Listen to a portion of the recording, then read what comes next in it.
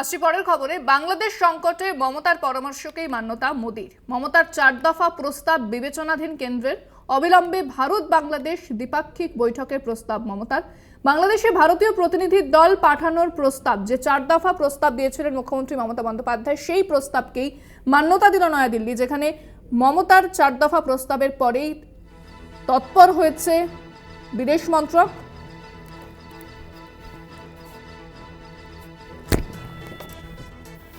মুখ্যমন্ত্রী মমতা বন্দ্যোপাধ্যায় 4 দফা প্রস্তাব মেনে নিয়ে প্রধানমন্ত্রী নরেন্দ্র মোদী ও তার বিদেশমন্ত্রী সক্রিয় হয়েছেন বলে খবর পাওয়া গিয়েছেন,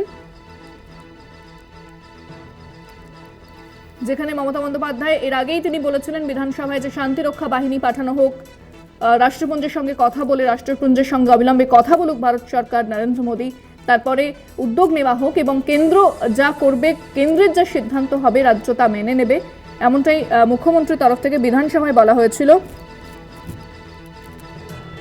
মুখ্যমন্ত্রীর প্রথম প্রস্তাব ছিল যে বাংলাদেশের যে তদারকি সরকার রয়েছে তার সঙ্গে কূটনৈতিক যোগাযোগ বাড়াতে অবিলম্বে যে আলোচনা শুরু করা হোক।